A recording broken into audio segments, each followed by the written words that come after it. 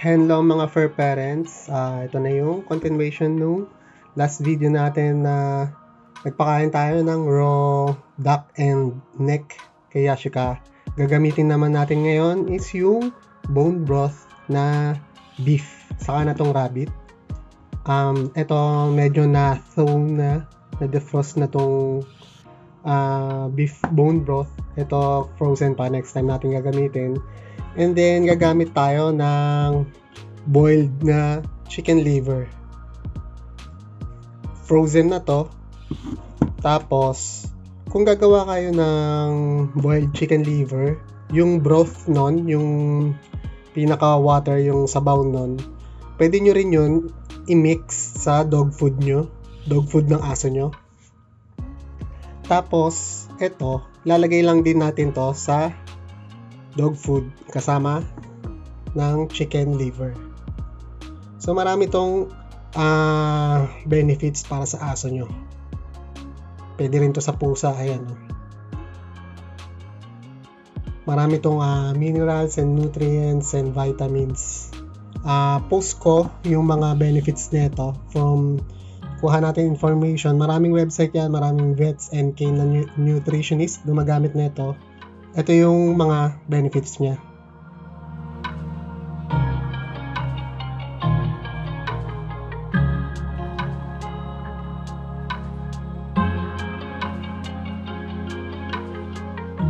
And pwede nyo rin pala to bigay sa mga aso nyo ng frozen. Gamit kayo ng parang molde ng mga ice cubes. Tapos lagay nyo to doon, i-freezer nyo, tapos bigay nyo sa aso nyo parang ice candy, ganun lang. Then mostly nahalo talaga siya sa mga dog food, lalo na sa dried kibble.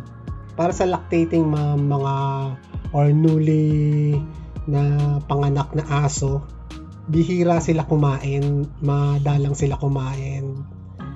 I-try nyo itong bone broth, ihalo nyo sa food nila para mabigyan sila ng nutrients, makapag-produce sila ng milk. Bigyan nyo sila ng mga boiled chicken, meat, and boiled liver. Tapos, lagyan nyo rin ng moringa powder. Okay yon sa mga lactating mom and mga pregnant na aso and sa mga bagong panganak na aso. Ito na yung bone broth and yung boiled na chicken liver. Dudurugin lang natin yung chicken liver, tapos halo na natin sa dog food. Ito na, nadurog na yung chicken liver sa bone broth. Lagay na natin.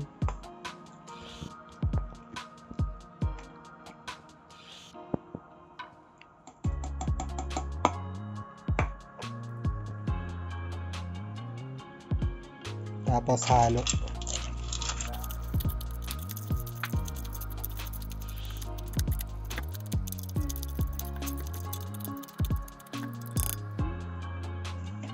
Bigay na natin kay Yashika.